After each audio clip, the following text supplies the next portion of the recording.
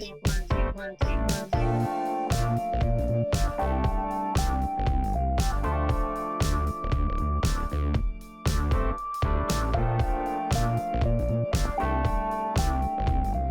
from Tokyo, my dear friends. This is Daisuke, and I very much hope that this video finds you well and in very good spirits wherever you are in the world. And today, if you don't mind, I would very much like to continue on with the 31 days of cop films and gangster films from the year 1970 to the present. So that is one video per day per genre. So that's two genres. So that's two videos a day, one for each genre. And so now I'd like to focus in today on the cop or police film category. And I've chosen today a film that I've actually spoken about on this channel. And I'm very fond of this film. I'm very fond of the work of this particular filmmaker. And it remains a very vibrant, exciting, thrilling, and deeply moving work. Very emotional as well. And it has a great cast, included in which are people like Kayoko Kishimoto and Ren Osugi and Susumu Terajima, and also Beat Takeshi. And this is a work that is from the great filmmaker and artist Takeshi Kitano, Beat Takeshi. This is a film that was released or saw its initial wide release in Japan in 1998. And this is the work from Takeshi Kitano, the great Takeshi Kitano. It is the great film that is Hanabi. Hanabi is so many things at once, and one of those elements is, I think, quite definitely as a police film. This is a film that is dealing with characters that are or were, either in the past tense or in the present tense, in law enforcement.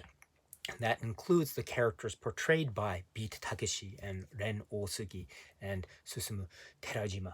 And we see in a very interesting development of cinema chronology and jumping back and forth in time and space, as it were, a series of very tragic and quite violent encounters with these particular officers of the law and their encounters with the criminal element and what the results are and what those really terrible and tragic results are.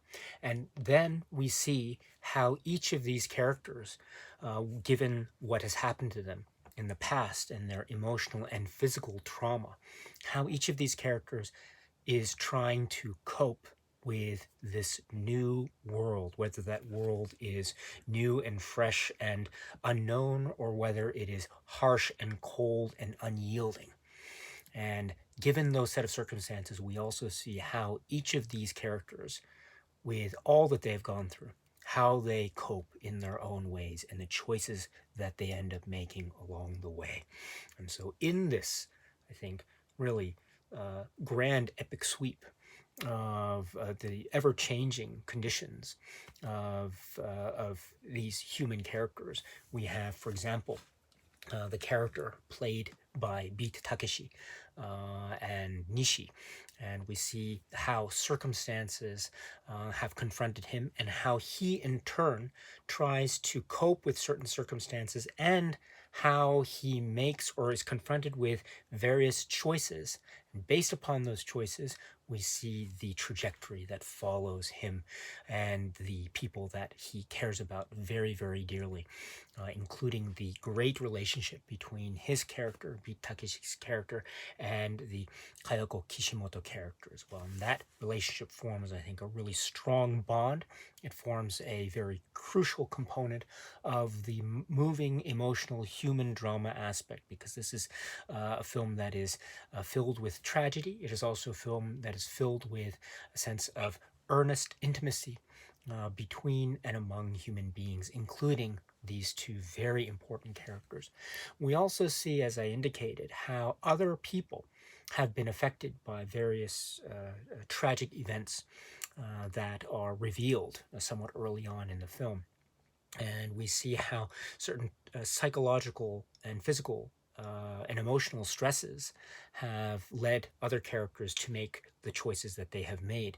And so we see, for example, the ongoing story in terms of the great Ren Osugi and the character that he portrays, and also the great Susumu Terajima and the character that he portrays. Their circumstances might be similar, might be different, and so based on those similar or differing circumstances, they each in their own respective ways make the choices that they do. And here too we have as I indicated, a film that could be classified as the police film or police procedural drama. It does focus on police officers in Japan as the main characters, the main protagonists, and that is definitely the case. However, there is an undeniable, fascinating twist and swirl, if you will, between the forces of law enforcement the themes of law enforcement as treated in this film, and the themes of crime and the underworld and the gangster element in Japan, and committing crimes and using specific visual cues of police work or law enforcement in the midst of committing crimes. And so there is this really interesting visual interplay that is also at play in this film, where the notion or the visual motif or motifs of what it is to be a police officer in Japan in this modern day Japanese society, cosmopolitan society, how it is either used or abused, how it is either interpreted or misinterpreted, and what those results are. So there's a fascinating swirl, if you will, in terms of the outward perceptions of police officer work and how that is either authentic to the actual interior experiences of the characters that we meet who are on that side of the law, or how it is very antithetical to what the inner workings of these particular characters are. And that divide or that potential contradiction is, I think, an utterly fascinating aspect of this work in the hands of Takeshi Kitano, the great filmmaker artist. Also, in that idea of a type of visual-based confusion with the police officer motifs at the center of such visual motif examination, we also have the opportunity for visual cues that are leading to set pieces of humor, sight gags, jokes. Remember, we also recall that Takeshi Kitano, Beat Takeshi, is also a very famous comedian and performer in Japan. And so this film, with all of its trappings and all of its traits in the police film genre, and indeed the crime or gangster or yakuza film genre and the elements that it shares with that particular category, we still see in a great way plenty of room that is made for the wonderful comic and humorous set pieces and showstoppers that I think are very much part of the Beat Takeshi persona that is very, very famous both in Japan and throughout the entire world indeed. And also, we have, I think, wonderful, poignant personal touches, or what could be interpreted by the viewers as being personal touches, with respect to the interweaving, if you will, between the way in which cinema operates in the hands of Takeshi Kitano. We see, as I say, the way in which this very deliberate rhythm that is applied to the editing leads to a revelation of portions of, or a revelation of cinematically portrayed information, or a withholding of that. So what is seen or what is hidden, and whatever the tools are in, say, editing or composition of shots, etc., and how they're composed and how they're combined, the end result is what we think in the viewers, from the viewer's perspective, what we think and what we perceive. And sometimes through a very clever use of composition, shot composition, and editing, we can get a sense of the real swirl of energy and action and violence. And sometimes we see it, sometimes it is hidden from us, but all the time the impact is jarring and unsettling and very, very effective indeed. And so this is an example of that great use of the cinematic tools at Takeshi Kitano's disposal. And my goodness, does he use them and then some in a film like Hanabi? That's for sure. And then also we have the great way in which this film is showing us, as I was indicating before, the sort of the gray area between law enforcement and the criminal element, and how sometimes there is this maybe amorphous or morally ambiguous way in which one could very easily go on the other side, or one could lose one's way. And so that becomes also a way in which this film is, or is potentially classified not just as a police film, but also as a gangster film or as a Japanese Yakuza crime film. And indeed, it is, I think, both and many other things in very large helpings. So that is another great strength of a filmmaker like Kitano, the way in which he is able to bring together so many strong elements of genre and entertainment, cinematic entertainment, in a way that is very unique and very clever. So we have the police drama, we have the human drama, we have the human emotional, intimate drama, we have the gangster Yakuza element, and then we indeed have the comic stylings of Beat Takeshi himself, the performer and comedian. And so it is all here and then some.